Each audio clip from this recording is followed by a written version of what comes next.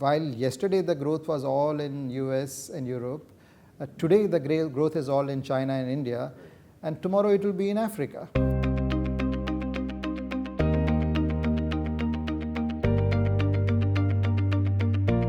So you had the CFA India Society, the CFA Institute in India that operates like the India Society, the chapter under which you have several sort of members in India. Thanks, Roudra. Is that correct? Let me just stop you there and explain how it works, right?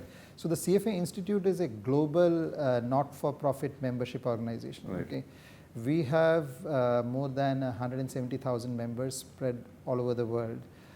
We like to say that there are CFA members in more countries than McDonald's has franchises. So we are global, we are everywhere, right?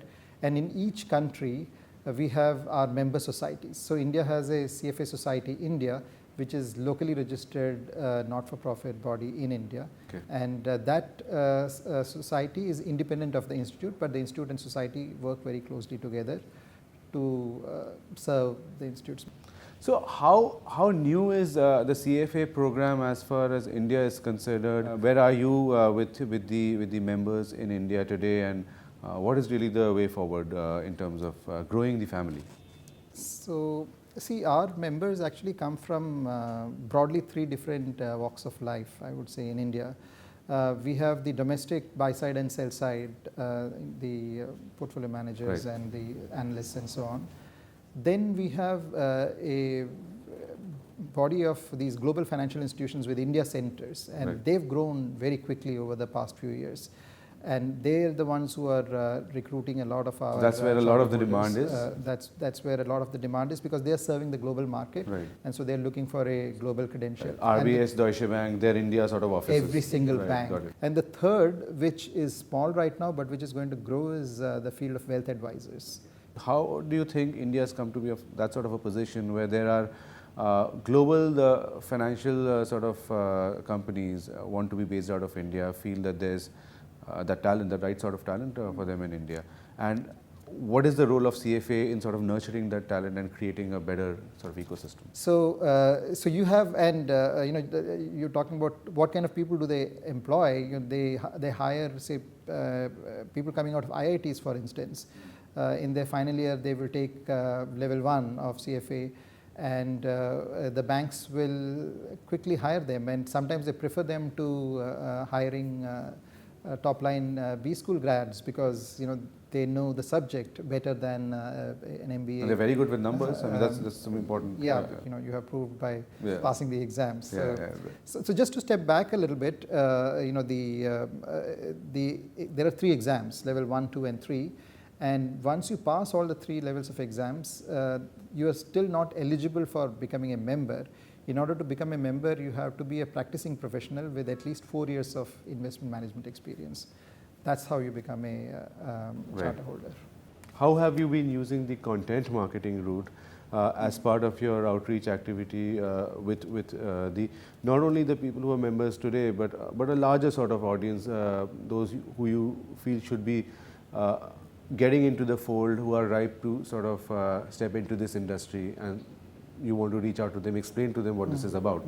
So we have 2 types of content. Okay, because as a membership body, people have to do continuing professional development, right? So which means that the industry is changing very quickly, right? If you passed 10 years ago, you wouldn't know many of the things that are being practiced today. Fintech was not there 10 years ago, and you go back another 10 years, alternative investments were not there, and so on. So our members are expected to continually update themselves. And a lot of our effort goes into developing this CPD content, right? Some of it is behind the wall, some of it is available to everybody. And then from there, we draw the content which actually goes out to the broader market, right? So, so we do webinars, for instance. We have a webinar series called the Practitioners Insight Series.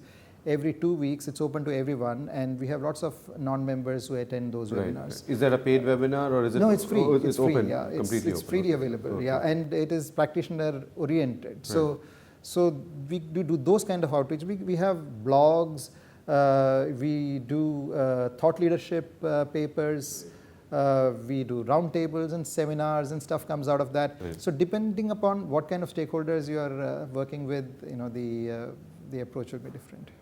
And considering much of the target audience today, I mean, the youth of today is digitally native, right? I mean, they start their journeys, their lives on digital, I mean, from the morning to the evening. So, how has the institute embraced this medium? How are you using this across sort of your different activities? We have this whole big network, 170,000 members. The only way to get to them is digitally, right? You can't. We used to ship magazines to them, which we stopped some time back, because everyone's got it electronic. Right, we have right. the CFA member app, which all the members use. So they can read all the push content, and they can right, and all the societies have LinkedIn groups, and Twitter handles and so on. So the usual. So. I mean, one of the last sort of question, where do you see CFA Institute about 5 years from now? Now that, I mean, your journey sort of panned out. We are a community, right? And we grow as the rest of the community grows, right? So the center of gravity is slowly shifting from US and Europe to Asia. And while yesterday the growth was all in US and Europe, today the growth is all in China and India, and tomorrow it will be in Africa. So, as things move, our society is one of the quickest growing societies. It is one of the extra large societies, and we think that we will become bigger than a lot of other CFA societies in the region over time. And we also think that as our community grows, our impact will also grow, and we will be able to support the community in more ways than we do at this time.